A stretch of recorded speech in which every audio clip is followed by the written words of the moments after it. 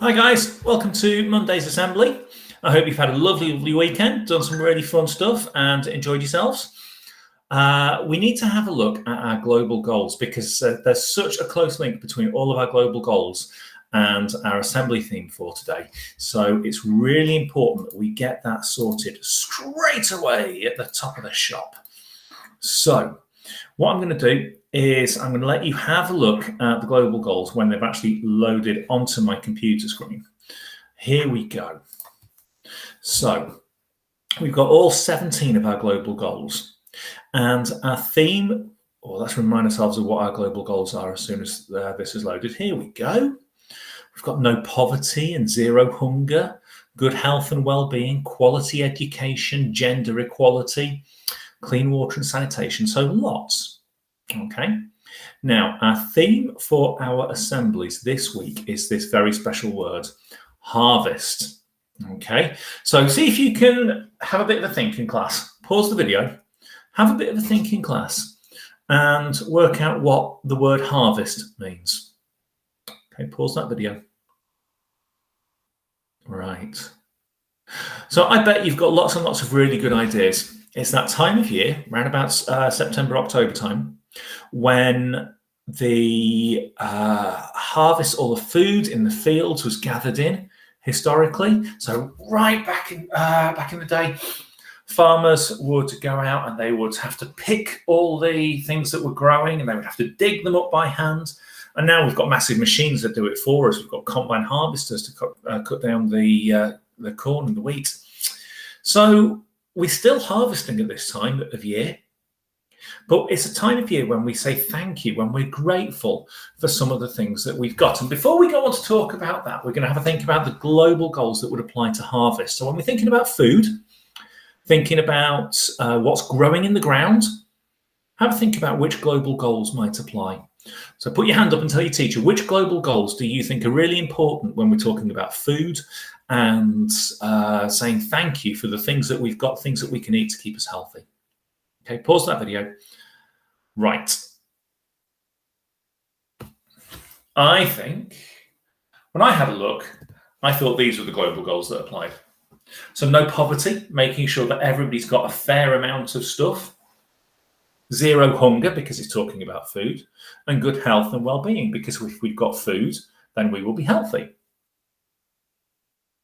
And at this time, it's kind of important to think about clean water and sanitation because we need to have that clean water to keep us healthy. But if we're cooking, if we're thinking about food, we need to have the water to help us cook.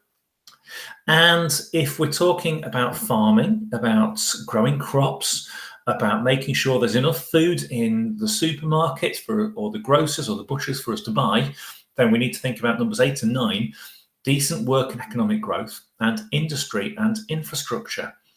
Okay, because that's all about how the food gets to the shops. So we need to think about number 12, responsible consumption. That's making sure we only eat what we need, making sure we grow the right things and we don't waste food. And because of all of that, we've got to think about climate action because we've got to look after the environment. And then we're thinking about life below water because we might catch the fish and eat them. Life on land because we need to make sure that the land is healthy. There's a really good diverse spread of animals and things living on the land so that we can grow stuff. It's all very serious stuff. So let's play a game. Okay, are you ready? Here is our game. Right. I want you to pick something from that you're going to have to work maybe on a table or maybe with your partner.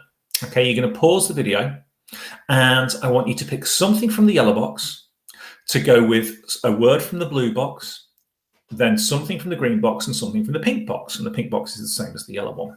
Okay, and this is going to make a menu. So with your group or with your partner or however you choose to do it, really doesn't matter.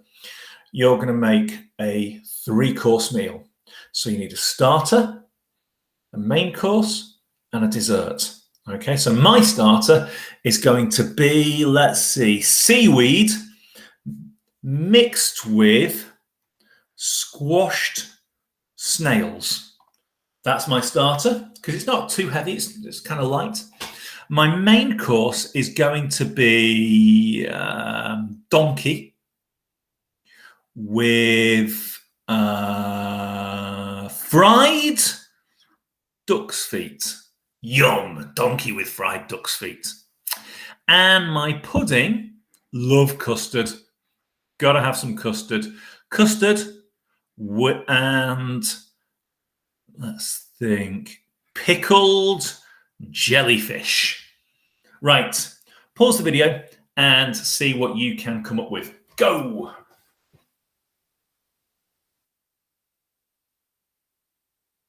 I think there's probably some really disgusting things. Right. Each teacher needs to give dojos out to the group that has the most disgusting things. The most disgusting things. And it's up to your teachers to decide who gets the dojos. Okay. So it's fun to do that sort of thing. And it's fun to think about different things. It's kind of disgusting. Now, you and I, we might not fancy this sort of food, but everything on the menu is eaten by something else in the world. Everything in that yellow box is eaten by something else. Lions eat antelope, anteaters eat ants, so everything is eaten. And Christians believe that God has provided different kinds of food for different creatures. He's made it possible for people to eat completely different kinds of food and still be healthy. So I'm a vegetarian. It means that I'm not going to eat duck's feet. I'm not going to eat an antelope because I don't want to eat meat. I can still be healthy. And it doesn't matter that I've not eaten that meat.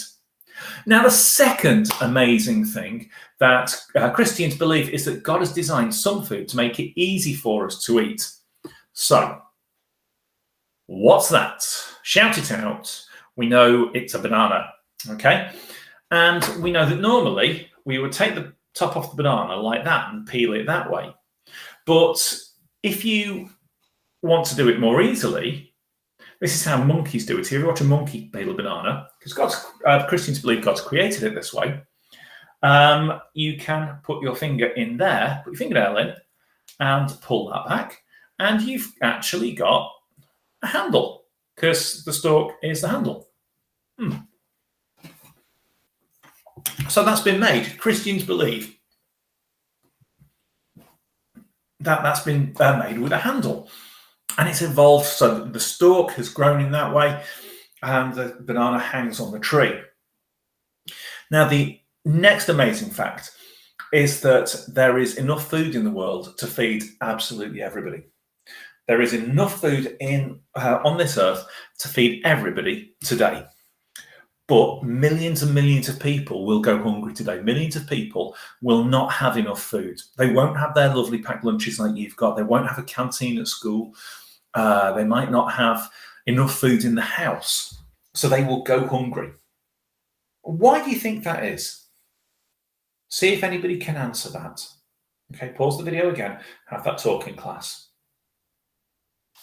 Okay, see what you think. Right. Well, let's stop sharing this one. Okay. So whilst there is enough food in the world, it's not all in the right places. In the UK, in the first world countries, there's more than enough food to go around. And often we can waste stuff.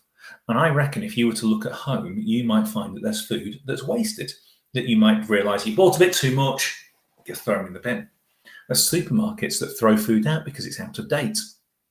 And there's places in other parts of the world where there is not enough food. The sun shines so bright and there is not enough water, so it gets really hot, it's really dry, so the crops don't grow. So the food isn't actually shared out equally around the world. We've got more than we need, but there's other people in other countries who won't actually have enough. Okay, so that's not shared out equally. So again, Christians believe that God has made all this wonderful stuff for all creatures, including us, in amazing ways. And sometimes we can look at our food and go, yeah, that's food, or not eating that, and get grumpy about it. But what we can do, if you believe in God, is you can say thank you to God. It doesn't matter who you believe in. You can say thank you to that person Thank you to that God, that deity. Or you can just be really grateful. You know, you can look at it and go, do you know what? That's a banana. Other people don't have the chance to eat a banana. I'm going to be really grateful. And you can look at it and think, I'm really lucky to be where I am. Okay. So close your eyes for a moment. Close your eyes for a moment and think of your favorite food and see if you can feel grateful for it. See if you can feel that, do you know what? I'm really lucky to have that food. And if you want to, you can say thank you to God. You can say thank you to whoever you believe in. But I'm going to say some stuff. Okay. If you agree with what I've said, if you are a Christian, you can say amen at the end of it. And it might be that you're not a Christian. You don't want to say amen at the end of it. But you can just think, you know what? Actually, I'm quite lucky. So I'm really grateful. There's amazing things to eat for all creatures, not just me. And I want to be a person that helps other people to share what we have so that no one's going to be hungry. That's it. It's dead straightforward. I'm really grateful for what I've got. I'm going to try my best not to waste stuff so people don't go hungry. So our assembly on Wednesday will be about harvest again, and on Friday. Well done to those people who got their dojos. I am very, very pleased that everybody had a really disgusting time choosing all those food things. I'll see you around school. Bye-bye.